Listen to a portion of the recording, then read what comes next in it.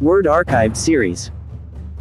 War on the Ascension, Part 2, Likened to the Gods. And Satan answered the Lord, and said, Skin for skin, yea, all that a man hath will he give for his life.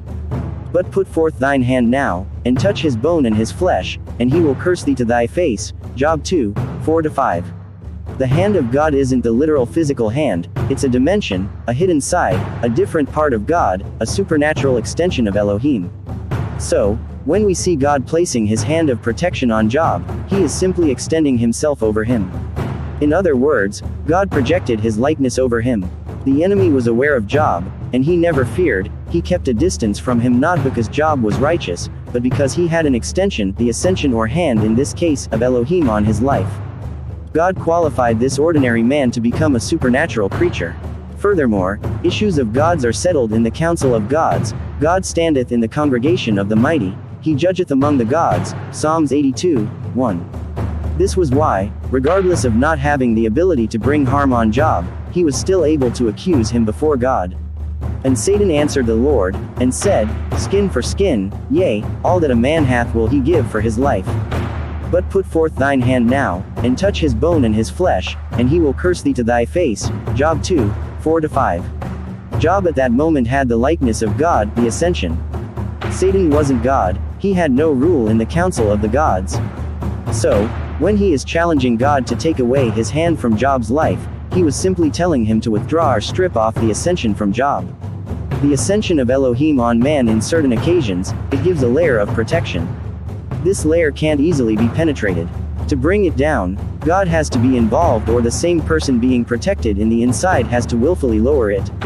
A lot of people who once had the ascension lost it because they left themselves unguarded. They lowered the wall of protection.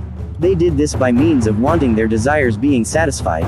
The enemy said, Skin for skin, yea, all that a man hath will he give for his life. The word life doesn't just refer to living or consciousness, but it also speaks of desires being satisfied. In simple terms, people are willing to give up their ascension nature for the sake of being satisfied. The enemy did the same to Adam and Eve. These two had no interest in eating the fruit, but when they saw it up close, they desired it. They lowered what the enemy falsely promised them. For God doth know that in the day ye eat thereof, then your eyes shall be opened, and ye shall be as gods, knowing good and evil. Genesis 3, 5. The earth is no longer filled up with new things, all that you see were there thousands of years ago. The same person you are, another person was here a long time ago, with the same nature as you. As such, you can't simply become gods just by eating a fruit, that's a lie. The human nature demands time for it to be reshaped into a god. You need time to be reshaped, just like walking with fools doesn't make you a fool, it's the length of time you spend in their presence. The enemy was a liar since the beginning. Look at this, after man sinned, he never spoke anything when God came to punish the serpent. I mean, imagine, a few hours ago, the most cunning, wishful and knowledgeable snake could talk, now it became dumb, mute. This doesn't make sense, not at all. This tells us that the enemy wasn't interested in their well-being or their rebellion, but in the fall of what was upon man. The ascension allows the ordinary to be qualified for the extraordinary. I know what you are thinking, in your mind you must be like, okay, so the ascension is just a spiritual faith-based system. Well, if that's what you are thinking, you are definitely right, however, you are just partly right. Please, explain this. How can an ordinary man turn a wooden stick into a living snake? For they cast down every man his rod, and they became serpents, but Aaron's rod swallowed up their rods, Exodus 7:12. I know what you are thinking, Moses and Aaron were able to do it because it was a miracle, and it was possible by the power of God.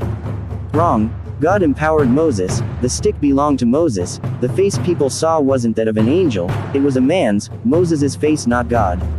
God empowered Moses, he infused his likeness into an ordinary man, and he made a man, an ordinary man to transcend the grip of the natural laws. He became like God to his audience. How can an ordinary man glow like the sun at night, and was transfigured before them, and his face did shine as the sun, and his raiment was white as the light, Matthew 17, 2. I anticipated this. You are thinking, Jesus was able to do it because he was partly God. And it was done by the power of God because his power is more dominant. My apologies, but you can't be serious, you are just joking. If that's what you are thinking, you should stop whatever you are doing because you are just wasting time. Join the circus or be a comedian. Maybe in that way, your so-called intelligence might make someone laugh or something. After reading the stories recorded in the Bible, you can't tell me that a man can't do the supernatural by himself. It's the same Bible that says that we can do the impossible with the power within us. Now unto him that is able to do exceeding abundantly above all that we ask or think, according to the power that worketh in us, Ephesians 3:20. You don't need to be born of God to do what Jesus did, the ascension is enough. Jesus himself said that we shall do more than what he did. For simple-minded people, more means plenty, abundance, or to exceed what is there. If Jesus spoke those words to us, ordinary creatures, and yet he was sent by God, what do you think? Are you saying that he was mocking us? What he said, he meant it. He wasn't a liar. Sorry to disappoint, but there was no lie in him. The Bible says that he had no sin in him, had no blemish, no flaw, and yet he spoke those words. This king of old was, and he is still clothing people with his likeness, the supernatural empowerment. The supernatural isn't the invisible part of the universe, it is the part of the universe that can't be explained.